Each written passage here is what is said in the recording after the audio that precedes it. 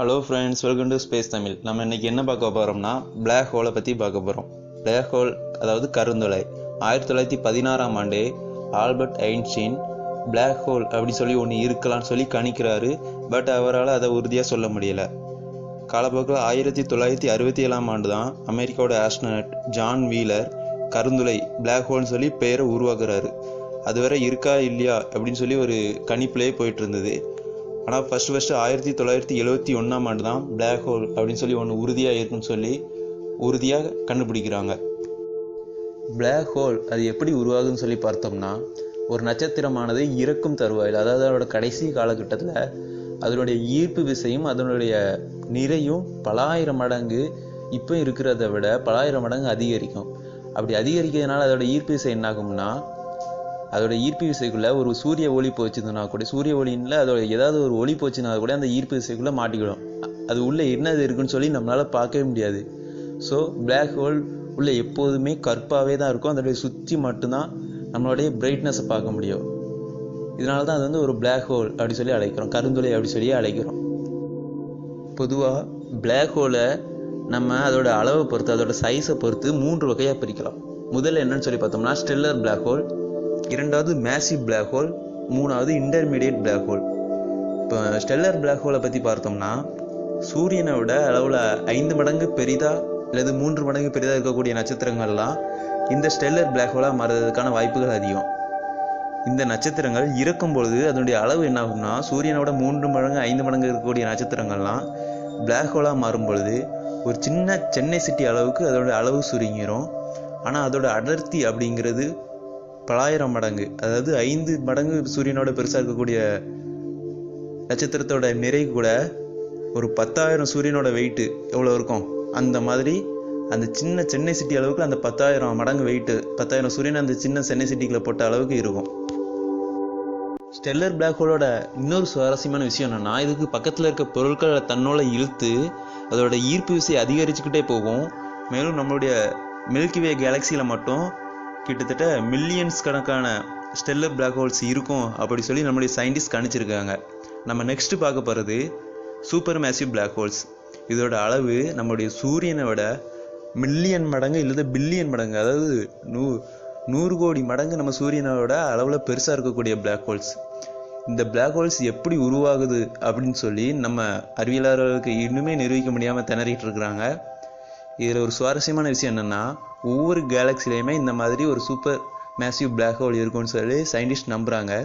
இந்த super massive black ஹோலை தான் அந்த கேலக்சியில் இருக்கக்கூடிய அனைத்து நட்சத்திரங்களும், இப்போ நம்ம சூரியன் உட்பட நம்ம மில்கிவே கேலக்சியில் ஒரு சூப்பர் மேசிவ் பிளாக் ஹோலை தான் அனைத்து நட்சத்திரங்களும் சூரியனும் சுற்றி வந்துட்டு இருக்குன்னு சொல்லி நம்பப்படுது. ஆரம்பத்தில் சயின்டிஸ்ட் பிளாக் ஹோல்ஸ் ஒன்று சிறுசாக இருக்கும், இல்லை சூப்பர் மேசிவ் பிளாக் ஹோல்ஸ் மாதிரி ரொம்ப பெருசாக இருக்கும் அப்படி சொல்லி நினச்சிட்டு இருந்தாங்க. ஆனால் சமீபத்தில் தான் இன்டர்மீடியட் பிளாக் ஹோல்ஸும் இருக்குது. அதாவது ரொம்பவும் பெருசாக இல்லாமல் ரொம்பவும் சிறுசாக இல்லாமல் சராசரி நிலவில் உள்ள பிளாக் ஹோல்ஸும் இருக்குன்னு சொல்லி சமீபத்தில் தான் கண்டுபிடிச்சாங்க. அப்படிப்பட்ட ஒரு பிளாக் ஹோல் தான் நம்ம சூரிய குடும்பத்துக்கு அருகிலேயே 3000 மணியாண்டுகள் தொலைவிலேயே ஒரு பிளாக் ஹோல்ஸ் இருக்குது. மேலும் நம்ம பூமிக்கு ரொம்பவே பக்கத்தில், அதாவது வெறும் 1000 மணியாண்டுகள் தொலைவிலேயே ஒரு பிளாக் ஹோல் ஒன்று இருக்குது. HR 6819 அப்படிங்கிற ஒரு பிளாக் ஹோலை ரொம்பவே ரீசெண்டாக கண்டுபிடிச்சாங்க. அதற்கான வீடியோவும் போட்டிருக்கேன் ஃப்ரெண்ட்ஸ், மறக்காமல் அதையும் போய் செக் பண்ணி பார்த்துக்கோங்க. அதற்கான லிங்கை கீழே டிஸ்கிரிப்ஷனில் தரேன். சரி, பிளாக் ஹோல்ஸ் தான் கண்ணுக்கே தெரியாத பிறகு எப்படி அதை நம்மளால் பார்க்க முடியும், பிறகு எப்படி அது இந்த இடத்துல தான் இருக்குன்னு சொல்லி நம்மளால் கண்டுபிடிக்க முடியுது அப்படி சொல்லி நீங்கள் கேட்கலாம். நமக்கு தெரியும் பிளாக் ஹோல்ஸுக்கு ஈர்ப்பு விசை வந்து ரொம்பவே அதிகம்னு சொல்லி. அந்த ஈர்ப்பு விசையில் மாட்டக்கூடிய ஒரு நட்சத்திரத்தை தன்னுள்ள ஈர்க்கும் பொழுது அந்த பிளாக் ஹோல்ஸை சுற்றி அந்த நட்சத்திரம் எக்ஸ்ரேஸ், காமரேஸ் அப்படி சொல்லி வெவ்வேறு வகையான ரேஸை வெளியிடும்.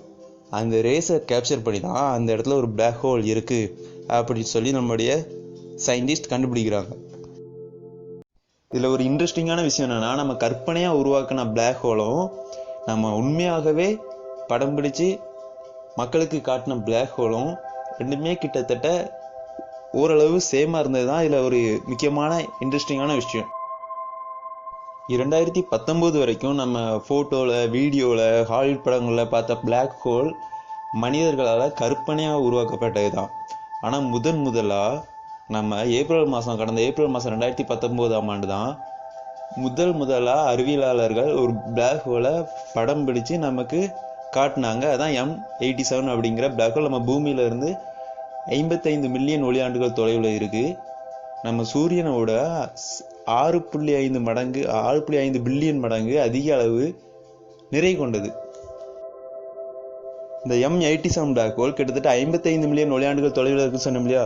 இந்த 55 மில்லியன் ஒளியாண்டுகள் தொலைவில் இருக்கக்கூடிய பிளாக் ஹோலோட ஃபோட்டோ வேணும்னா, அதை பார்க்கணும்னா நம்ம பூமி அளவுக்கு மிகப்பெரிய டெலஸ்கோப் ஒன்று உருவாக்கணும். அப்படி ஒரு நிலைமைக்கு தள்ளப்பட்டாங்க நம்மளுடைய விஞ்ஞானிகள். இதற்காக ஒரு ஸ்மார்ட்டான ஒரு ஸ்டெப் எடுத்தாங்க. நம்ம பூமி அளவுக்கு நம்மளால ஒரு டெலஸ்கோப்பை கண்டிப்பாக உருவாக்க முடியாது. இவங்க என்ன ஸ்மார்ட்டான ஸ்டெப் எடுத்தாங்கன்னா, நம்ம பூமியில வெவ்வேறு இடங்கள்ல 8 டெலஸ்கோப்புகளை நிறுவினாங்க. ரொம்பவே கடின உழைப்புகளுக்கு பின்னாடி, கடின முயற்சிகளுக்கு பின்னாடி அந்த 8 டெலஸ்கோப்புகளையும் இருந்து கிடைக்கப்பட்ட டேட்டாக்களை கலெக்ட் பண்ணி நமக்கு ஒரு புதிய பிளாக் ஹோலோட ஃபோட்டோவை நமக்கு கொடுத்துருக்காங்க நம்முடைய சயின்டிஸ்ட்.